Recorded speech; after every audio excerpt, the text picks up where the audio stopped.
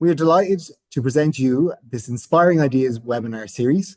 My name is Anthony Hopper. I'm an Alumni Relations Officer here in Trinity Development and Alumni, and I'm delighted to host this episode of the Inspiring Ideas at Trinity series. In this webinar, we'll be taking a look back at the most recent Irish general election that took place in November 2024. And to join me, I'd like to introduce to our speaker. Professor Gail McElroy is a political scientist who specialises in the field of comparative politics. She is particularly interested in the questions relating to the behaviour of political elites, the nature of public opinion, and gender in politics. Some of her best-known earlier work relates to legislative organisation in the European Parliament. In more recent years, she has developed a research agenda at the intersection of legislative politics, political institutions, and voting behaviour. Gail is a member of the Irish Electoral Commission's National Election and Democracy Study Board and is a national coordinator for the Consortium of National Election Studies, the Comparative Candidate Study, and the Monitoring Electoral Democracy Project. She is a PI on the Irish National Election Study, the Irish Candidate Study, and the academic lead on the General Election Exit Poll. She has previously served as the head of department from 2013 to 2015, head of school from 2015 to 2019, and more recently, the Dean of Faculty from 2019 to 2024. So I'd like to welcome Gail, and I'll hand it over to you now. Thank you, Anthony. Thank you for that generous introduction. And welcome to our audience. I'm really glad that you can join us today for this overview of the general election of 2024 in Ireland. So I have some slides here to help us work our way through it.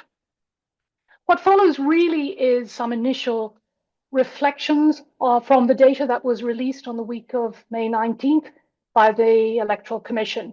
We're in a great spot in Ireland at the moment.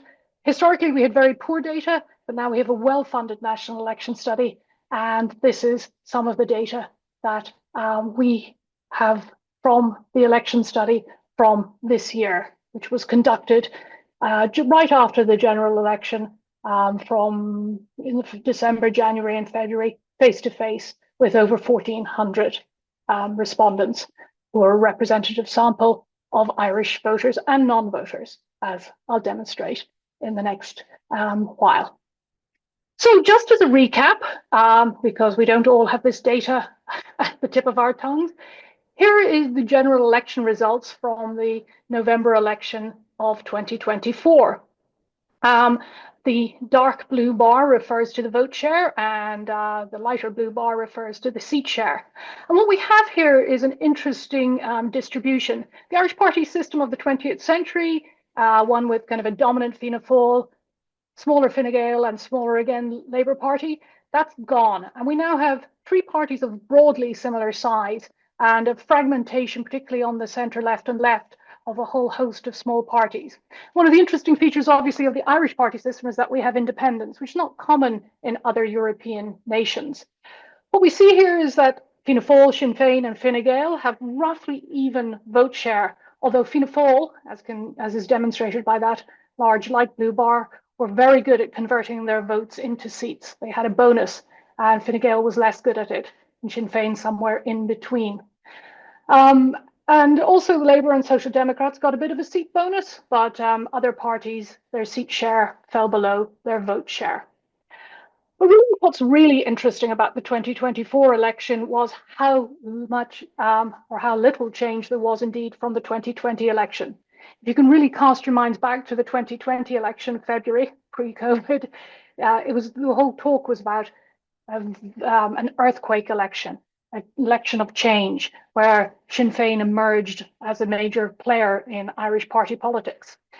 But in 2024, what we see is that Fianna Fáil and Fine Gael, even though they were incumbent parties, their vote barely changed since 2020. The major losers were Sinn Féin and the Green Party.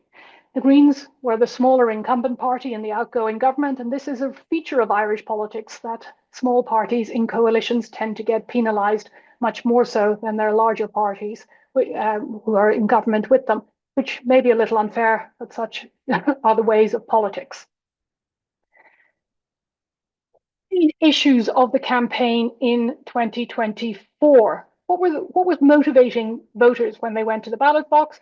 And indeed, what were the parties themselves focusing on? And in this next section, we're just going to explore those main themes. If you can remember 2024, we also had European and local elections in June. And it's kind of interesting to compare what were the main issues motivating voters in the Europeans and locals in comparison with the general election. Now, this is data that comes from a national election democracy study survey that was conducted online by a polling company for us. And what we see here is that immigration and asylum was the main factor influencing voters in the European elections in June of 2024. Interestingly, it wasn't the main issue for those same voters who were casting their ballots simultaneously in the locals. Housing and homelessness was the main issue there. Cost of living and was also a main consideration for voters in both Europeans and the locals. So bear this in mind, migration and asylum issues were quite a topic in the European and local elections. Question is, what happened to that topic and what happened to that theme when we came to the November 29th election at the polls? And what's really interesting is that this is data from the exit poll. Immigration really had dropped off the agenda at that stage. Now, there are different types of elections, national and local or European, but also it probably reflects activities and policy change on the part of the incumbent government to de-escalate that issue. And also all of the three main parties in particular had changed their policy on the topic. And it will come as no surprise to any of you that housing and homelessness was cited as the most important issue for people who are exiting the polling station. This is data from the exit poll conducted by the Irish Times, RTE, TG Cahir, and the department here in Trinity. We also have what would be considered better data, an election study, where we ask voters subsequently what was the main issue for them. And the key difference between this slide and the previous slide is that in this slide, voters weren't given a preset of topics that they could choose from. Here it was kind of open text. And when they were asked what was the main issue, even more said that housing was the predominant issue for them when they went to the polls. Second issue, but far behind, was health services. Here, people also expressed, they were voting for the candidate, which was not an option on the in the other surveys. So people are actually motivated by the individual candidate. That's why they cast their first preference the way they did. Cost of living comes in. And again, we find here that immigration has really dropped off the agenda to a significant extent. So it's really quite interesting. We have these local and Europeans where there's a huge amount of conversation about immigration, housing of international protection applicants, and yet within a space of less than 6 months, this really, really had receded as an issue. When we look at voters who gave their first preference to the parties listed there on the bottom line, what we notice is while housing was the most important issue by far for the majority of, well, for a plurality of voters, it varied significantly across parties. So for instance, here we see that for those who gave their first preference to the Social Democrats, 51% of them said that housing was the most important issue for them when they were casting their ballots, compared with just 22% of people who gave their first preference to the Greens. Now, bear in mind, of course, that very few people gave their first preference to the Greens, but for those who did vote for the Greens, housing wasn't as important as it was for those who gave their votes to the Social Democrats, Aon to Labour and Sinn Féin. Fianna Fáil and Fine Gael also, housing was less of an issue for their voters, and this is perhaps, reflective of the age demographics of people who vote for those parties. They're favoured by older voters, and they're also favoured by people who already own their house and are not renters or living at home with their parents. So one of the kind of key questions which we really puzzle with as political scientists is, do parties follow public opinion or do they shape public opinion? And in reality, it's almost certainly bidirectional. The causality goes both ways. Parties are both shaping and following public opinion. To kind of explore what parties we're talking about with a colleague in UCD, former PhD student from Trinity, we analysed the manifestos, and more information on these following graphs can be found in Chapter 5 of How Ireland Voted, which should be out in the summer of 2025. What we do here is explain the kind of the policy salience, the policy focus given by the parties in their manifestos. Manifestos are very carefully drawn up. They're not, by most of the parties, although the process does vary within parties. And we want to explore what they focused on. And so here we have the 5 most salient manifesto policy areas for each party. You can get too bogged down the details here, but basically what we're looking at is the proportion of each manifesto dedicated to each of these policy topics.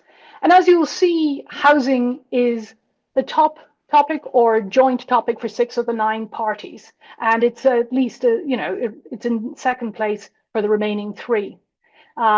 If we look here at Fianna Fáil, we'll see that Fianna Fáil dedicated 15% of its manifesto to issues relating to health and 13% to housing.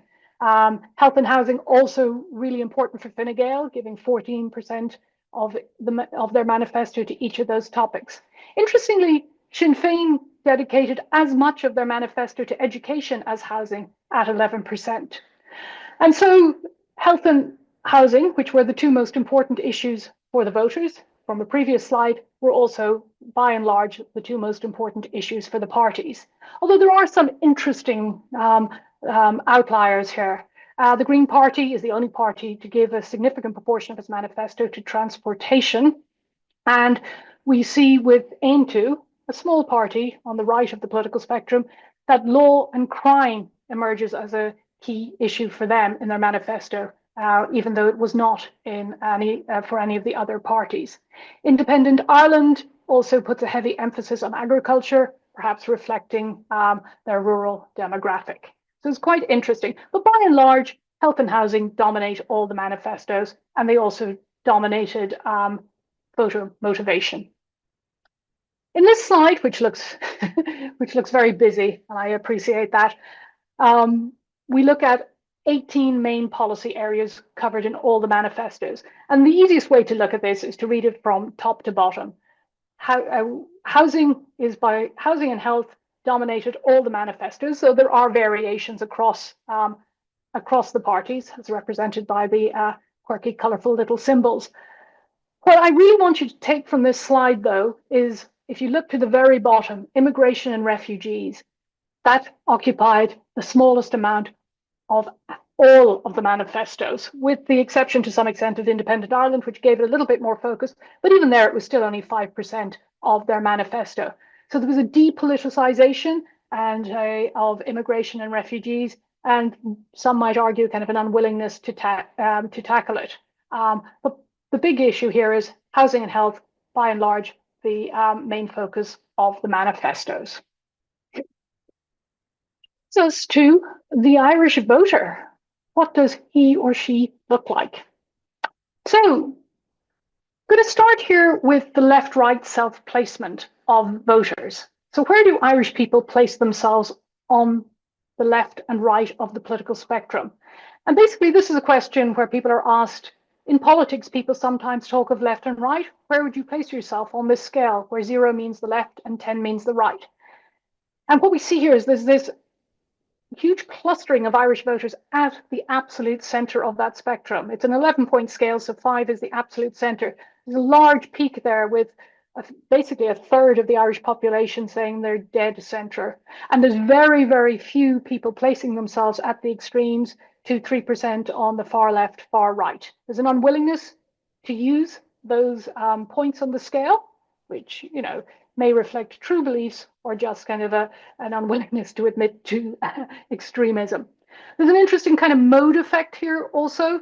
This data is from face-to-face survey, so you may get some social desirability bias when people are on their doorstep answering an in-person interviewer. But by and large, with these surveys, whether they're online, over the telephone, or face-to-face, Irish people have a very strong centrist tendency. And even if we look at the three main parties which are represented here, you might expect Sinn Féin voters to be significantly more to the left of Fianna Fáil and Fine Gael.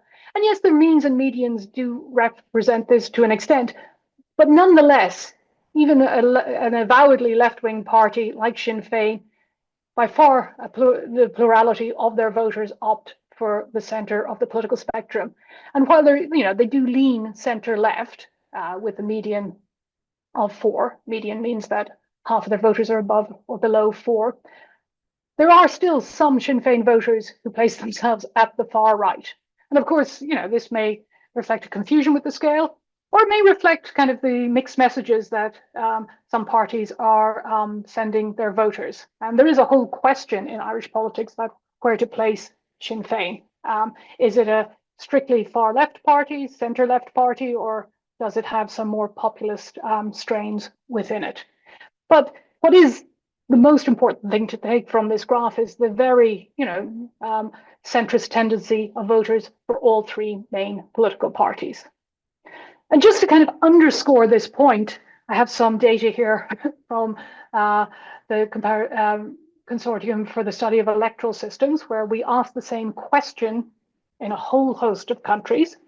And basically, it's to demonstrate how Ireland is quite different from other countries. If we look here in the top right panel, we have Denmark, which has a much more even distribution right across the political spectrum. And this is a very consensual, high-functioning democracy, and yet very different pattern of voter distribution than in the Republic of Ireland.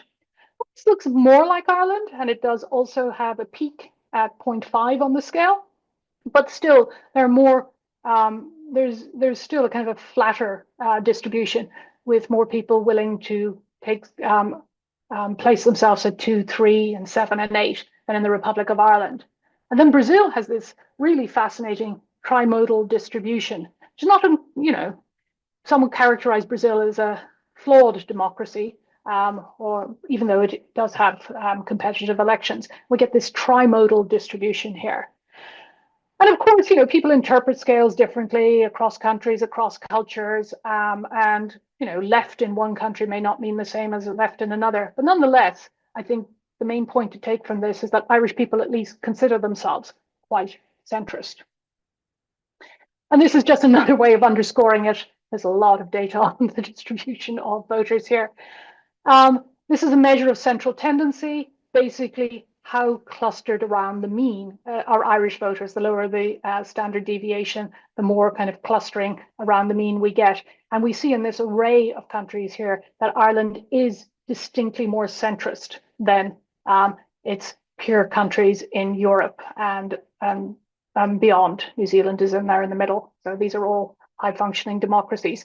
At the other end of the spectrum, we have Poland, where there is a more flatter distribution. And Denmark is there also third from the right, as we saw on the previous slide. What does the centrism of Irish voters mean, though, in effect? And here's a big but and a big caveat. Basically, this slide demonstrates how closely one's self-placement on a left-right scale correlates with one's voting for a left or a right-wing party. And what we see here is that Irish people may place themselves on the left, but not necessarily vote for parties of the left. And only Lithuanians have a lower correlation than us.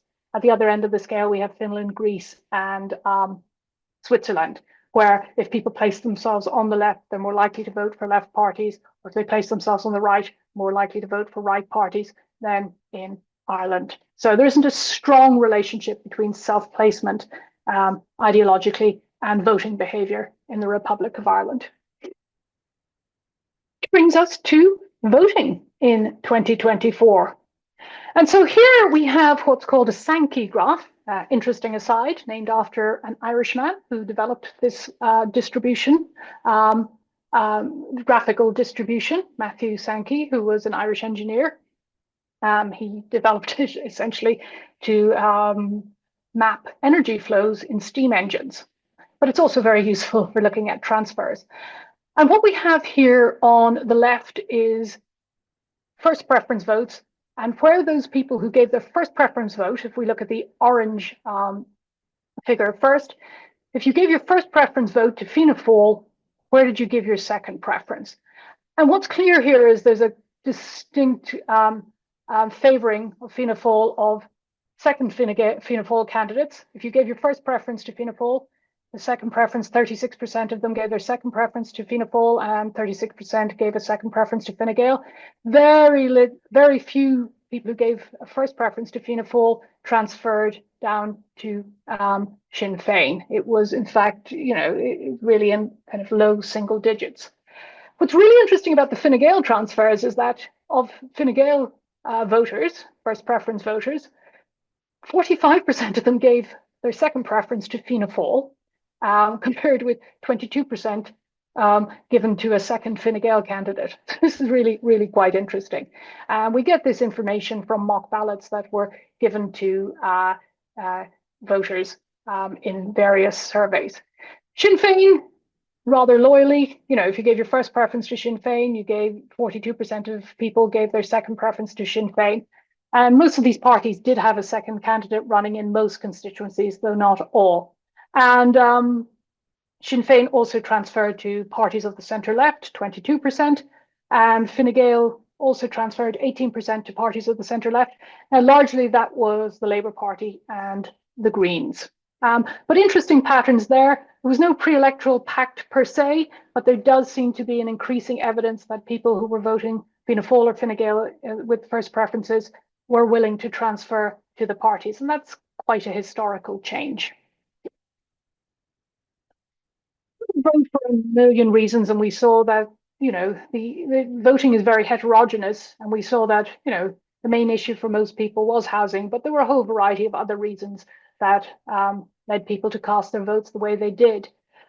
But here, what we're looking at is people's personal economic situation and their view of the Irish economy. So personal economic situation is called egotropic voting, and then sociotropic voting refers to the state of the economy. And it seemed to be quite a large driver of voting, pocketbook politics. If you feel you're doing quite well, you may favor the incumbents, whereas if you feel that the economy and your own personal situation has got financially worse, you may seek out change, or parties of the left in this case. And what we see is that 51% of people who voted for Sinn Féin felt that their own personal economic situation in the past months had gotten a bit worse or a lot worse, compared with far fewer numbers of Fine Gael and Green voters. So there is quite a strong relationship there. And the same pattern holds by and large for those who felt the Irish economy had gotten worse or a lot worse in the last 12 months. There's a strong preponderance of voting for Sinn Féin amongst people who had a negative view of the economy and their own personal situation. Now, of course, people vote for many reasons, but this is quite a stark pattern.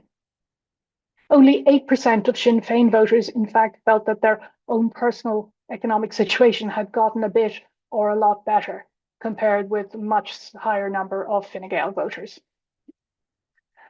All that being said, this is data from the European election study. It's a cross-national election study at the time of the European Parliament elections. And what we see here is, only in Denmark do people think their situation is as good as in Ireland. So what do you think about the economy compared to 12 months ago? Do you think the situation is a bit better or a lot better? And what we have here are is the fact demonstrating that in Ireland, people have quite a good view of the economy. And this is not altogether surprising. There's close to full employment, budgetary surpluses. It would be odd if Irish people did not stand out here. Unfortunately, at the other end of the scale, and not good news for the 2027 French presidential elections, French people have a much dimmer view of the state of the French economy, along with Greeks, Estonians, and Bulgarians. The Irish voter. So we ask a whole bunch of questions in these surveys, and most of it's available from the Electoral Commission website. So if you're interested, please do go and explore the data there. You can request the raw data or look at the analysis that is we have prepared for you. So there's many causes for optimism. We're living in a kind of a turbulent world, and we see the rise of populist parties and anti-democratic parties and authoritarian views among sections of the population. And in Ireland, by and large, our democracy seems to be quite healthy.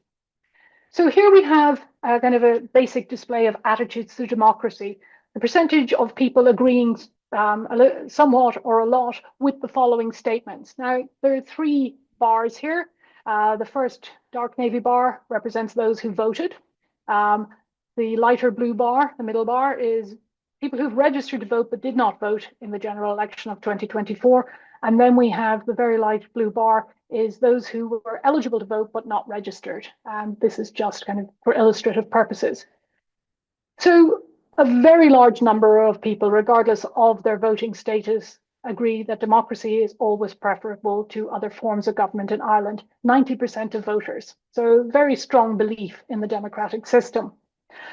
Also a strong belief in the independence of the judiciary. 84% of voters say that courts should be able to stop the government acting beyond its authority. So if the government is violating the Constitution, people believe that the High Court and the Supreme Court should be able to sanction the government. Now, you know, the figures for their decrease by voting status, but this may be that, and it is the case, that people who vote tend to be more informed and more interested in politics. And we see a significant difference when it comes to the question of you feel you understand the most important political issues in Ireland today. Voters feel especially informed, whereas this is less the case for non-registered eligible voters. And the causation there is a little bit difficult to disentangle. Do they not vote because they don't understand the issues? Or if they were voting, would they get more engaged and understand the issues? And we can't really tell with this type of analysis here, which is largely descriptive. Perhaps the only cause for concern is this last set of bars. Having a strong leader in government is good, even if the leader bends the rules to get things. This taps into authoritarianism, and what we find here is that 42% of voters even agree with this. It's a difficult question to understand to some extent, and maybe people are misinterpreting it. But very strong, large numbers and a majority, 62% of people who are not registered to vote actually agree with this statement. And that is perhaps a little alarming. Now, Irish people may interpret that differently from people in countries with a history of authoritarianism and dictatorship. And this next slide looks at that.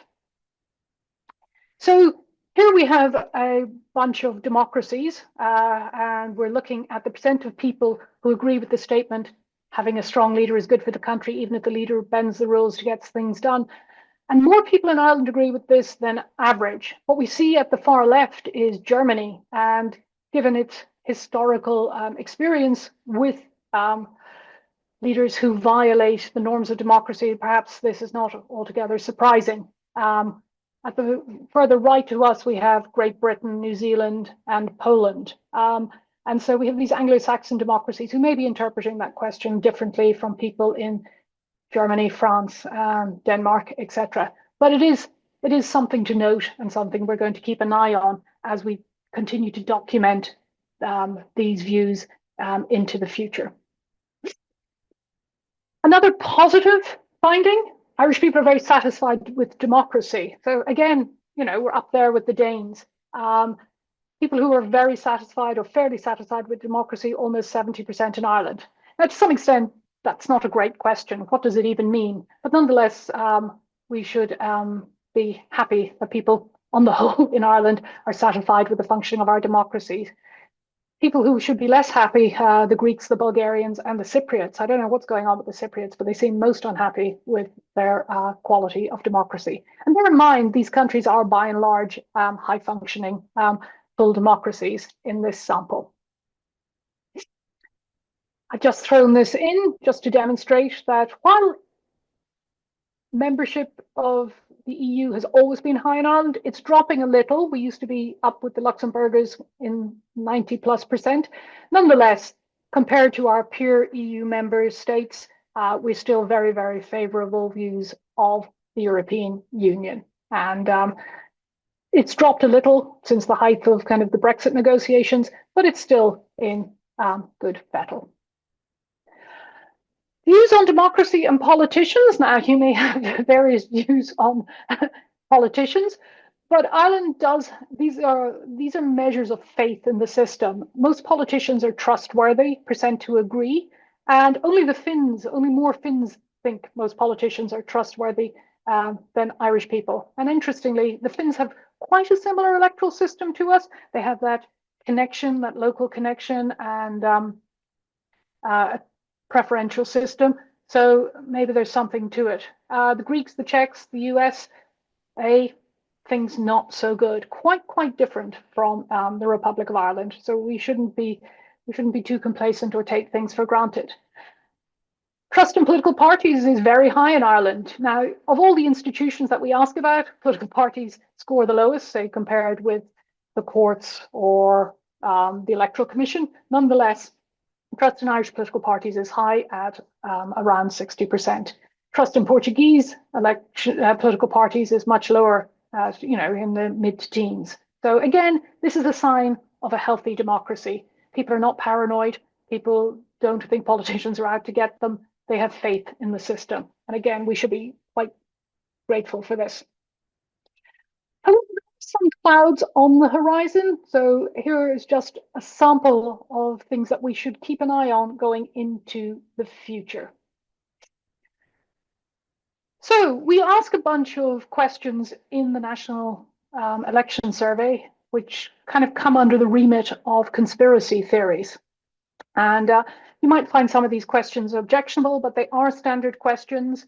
And if people hold these views, we should know about them. It's not endorsing them by any means, but it's important to understand what people think and why they think in the manner they do.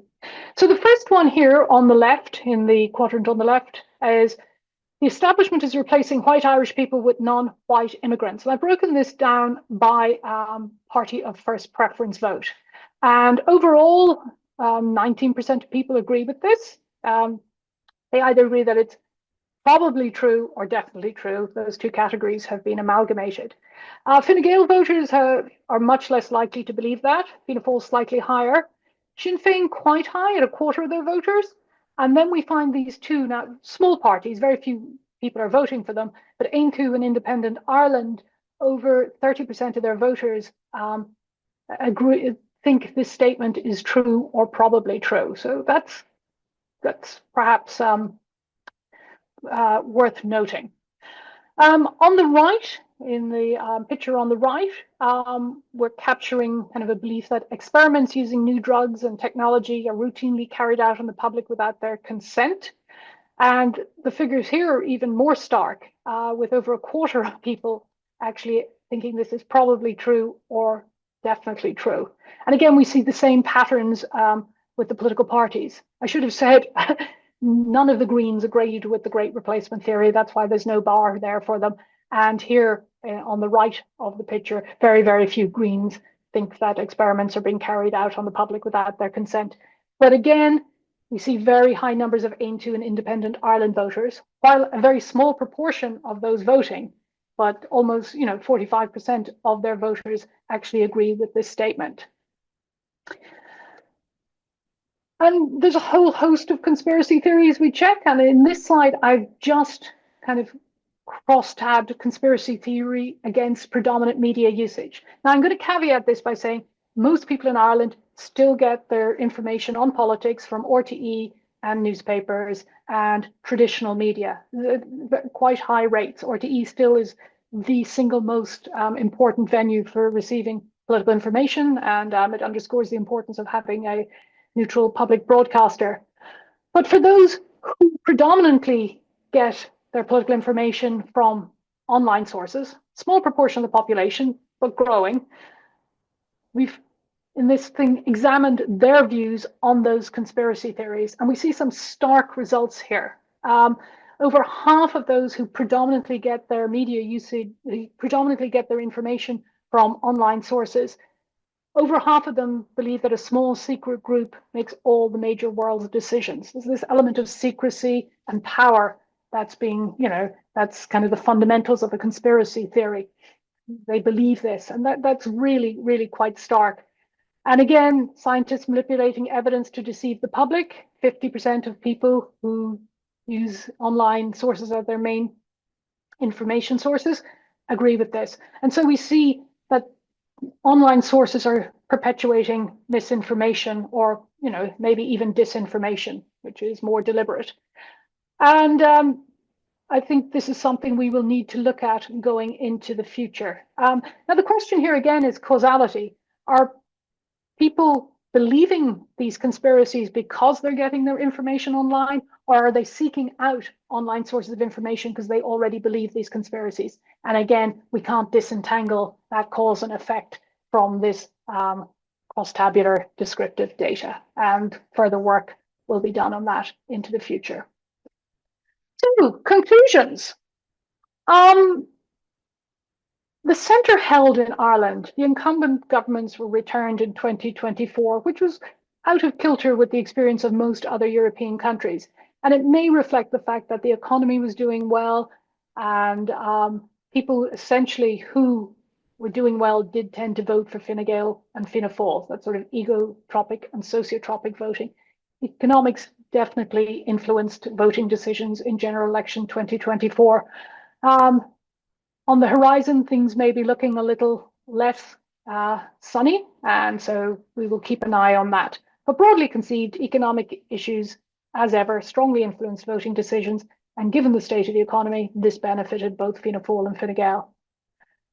On a positive note, Irish democracy is in a really healthy state. People have faith in the system. They believe elections are freely and fairly conducted. They believe in the secrecy of the ballot, and they have great political efficacy. They really believe that their vote matters. Now, turnout wasn't fantastic in Ireland, but we don't actually know what is the level of turnout. What we know is that the minimum it was around 59%. But given the state of the electoral registers, the denominator when we're calculating turnout is probably grossly inflated. So turnout may actually be quite a bit higher than the official figure. On kind of a note of caution, there's evidence of populism and conspiracy beliefs, and we will be keeping an eye on that going into the future to see if that's growing or if it's just stable. And there's always been a number of people, a percentage of the population, who believed these conspiracies. We don't have great data in the past, but now we do, so we'll be mapping that into the future. And as always, usual health warnings apply to these presentations. I've touched on causality and possible explanations, but what I've presented here today is purely descriptive. Also, especially when it comes to questions on populism and conspiracy beliefs or attitudes to immigrants, social desirability bias comes into play, particularly when you have face-to-face interviewing. So things might be even worse than I've presented. People tend to dampen down their socially unacceptable views if there's somebody on their doorstep. And there are all sorts of issues with response bias and mode effects. I've used a variety of surveys here. In particular, response rates are declining right across the Western world. People are less likely to engage in surveys. So if someone turns up on your doorstep or gives you a call or invites you to participate in an online panel under the auspices of the Electoral Commission, please participate. Your views need to be represented. Although I would say people, public sector workers, people with high rates of education, and people from middle and upper middle classes tend to actually respond at higher rates. So this audience is probably not a problem. But if you're from an underrepresented minority, we really encourage you to vote. And with that, I'll just leave you with some information on the data sources. You can get descriptive data from all of these sites, but you can also request the raw data to play around with, which I'd strongly encourage you to do. Thank you. Brilliant. Thank you very much, Gail. That was brilliant and very informative, and a lot of stark interest from the poll and the survey. Obviously, there's a few things that I'd like to touch on, and we'll do short questions and answers now. Obviously, as you mentioned at the very start, the 2020 election was seen sort of, as you mentioned, the earthquake election. But there was and obviously in comparison to the 2024, there was a stark trend in Western democracies where the governing parties were being punished, if you will, and obviously the oppositions were going in. But instead, we have now the Fianna Fáil, Fine Gael back in government again, and now it's 14 years, I believe. Fine Gael's been governing since 2011. Why is it that this is the case in Ireland where the government parties haven't been as punished in comparison to our fellow counterparts in Europe? No, it's a good question, and Ireland was a bit of an outlier. Not totally, but it was an outlier, and it probably reflects economic conditions. We're in a very healthy state. We had a large budgetary surplus compared with most of our neighbours. We had the Apple windfall. It was also kind of as a backdrop. People are worried about future economic conditions, particularly with the election of Trump. And at the time, there was even talk of the introduction of tariffs, which we subsequently know have been introduced. So, with a sense of volatility, people see Fianna Fáil and especially Fine Gael as being very strong on economic stability and monitoring the economy. And so that's almost certainly why a large part of why they were returned. And yes, there is the puzzle. They hadn't solved the housing crisis, and they'd had quite a long time in government to tackle it, and it was the dominant issue. So there is a bit of a puzzle there. However, all of the parties dedicated a lot of their manifestos to housing. There wasn't a huge amount of variation in their ideas, and again, people don't have great confidence in centre left and left wing parties on economic issues, and housing is part and parcel of the economy. Yeah, and on that, in the results, it was interesting regarding the saliency of the issues in their manifestos, and obviously it was mentioned the stark difference between the EU and the Irish context for immigration. Obviously, is a massive topic and it still is at the minute. But considering that the manifestos as immigration was at the bottom and not the top of the amount of tie or content that was put towards it, then could it be argued that what the political parties sort of promote in their manifesto sort of steers the conversation for the public opinion when it comes to an election? So immigration is always kind of it's a really hot topic. And in fairness, the parties didn't want, very few of the mainstream parties are really, they're not into politicizing it in a way that, we've seen in other countries quite close to us. So they've been quite responsible about it. So it does depoliticize it, but I would say it had also gone somewhat cold as an issue for the public because we did see the number of people applying for international protection dropped quite dramatically as 2024 went on.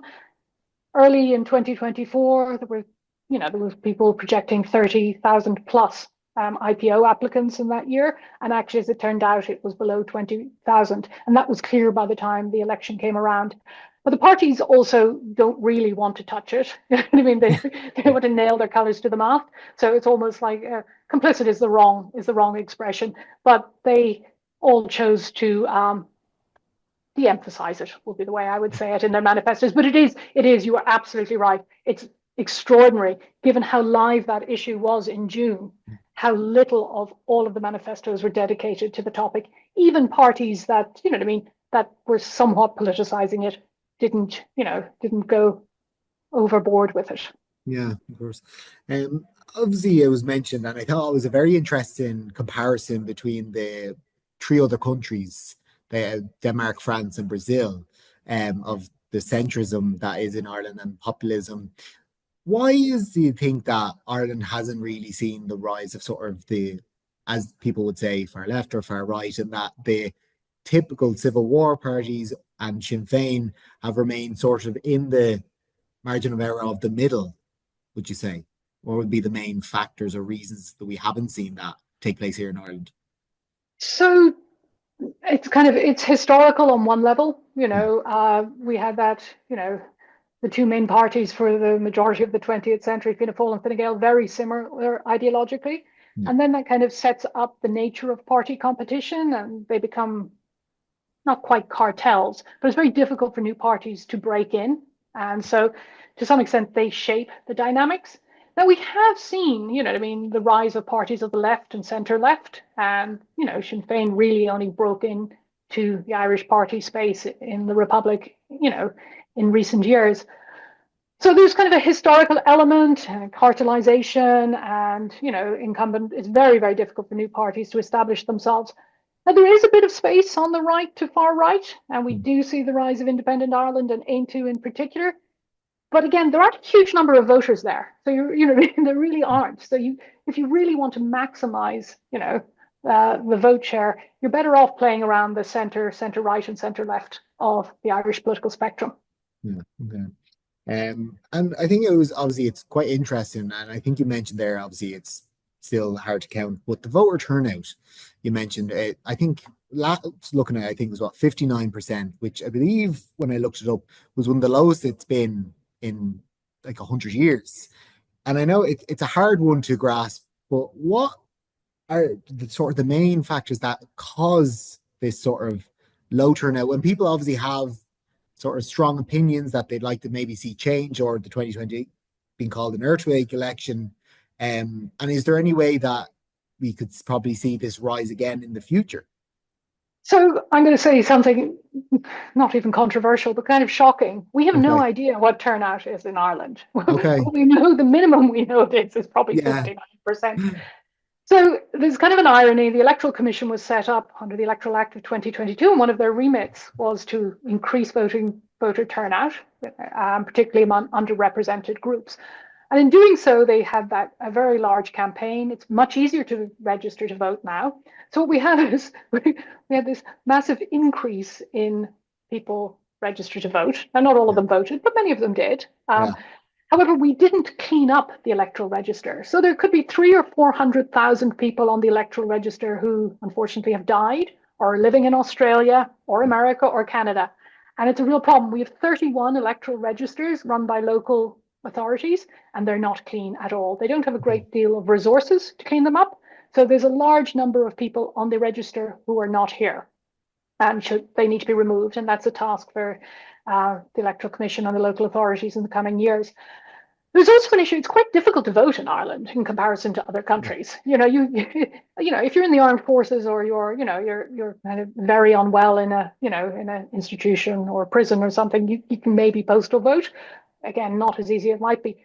But if you're hale and hearty, you have to be here on the day. The polls are open for a long time, but on one day. You know what I mean? So that's a problem. In most other countries, they've moved to postal voting. Think about the US presidential election.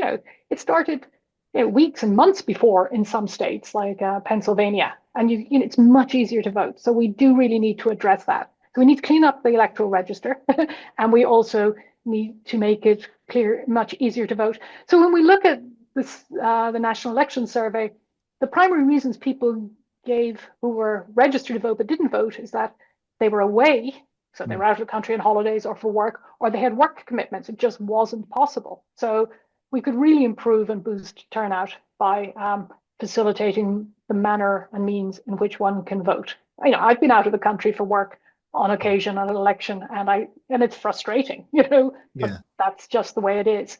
And it's much easier in other countries. So I would say it's probably higher than 59%, but it could be much better. And it's, we need to make it easier for people to vote. And in 2025, that should be possible.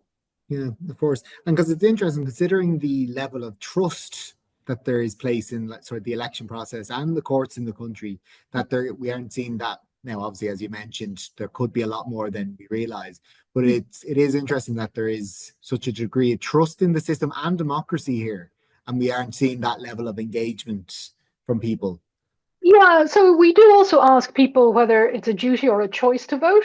And about, 59, 60% of Irish people say it's a duty, but there's kind of that individualism in our society where, 40% think it's a choice. And it is a choice, Now, there are countries with compulsory voting like Australia, and there are people who advocate for that. I think that probably is not going to ever happen in Ireland. People feel it is a choice. Almost, 40% of people think they should have the choice to vote or not. I would say when we did the National Election Survey, and it's a representative sample and it's probabilistic sample as best as we can manage. Now, there are non-response issues, and the people who are likely to engage are more likely to vote it. But there we find that 85% of people say they voted. Now, Mhm. so, there's the issue of, you're not going to actually end up asking people who are dead or out of the country. Yeah. People who participate in surveys are more likely to have voted. People, there's a bit of social desirability bias and misremembering. But nonetheless, there's a huge disjoint there between the 59% and the 85%. And some of that probably reflects the fact that we've just got the wrong turnout figure, which is kind of shocking in a high functioning democracy in 2025. Yeah, of course. I think we probably time for one more question, and I'll question is obviously Ireland we use a unique system which is the proportional representation single transferable vote, and not many other elections would use that sort of system. I think it might be ourselves, Malta, and a few other smaller locations.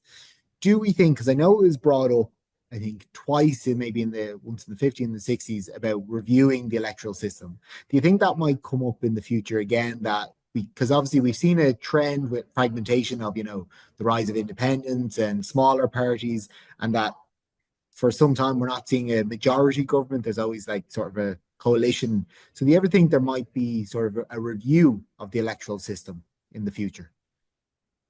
I think it's improbable. We Okay. wouldn't, we need a referendum, and governments kind of steer clear of those.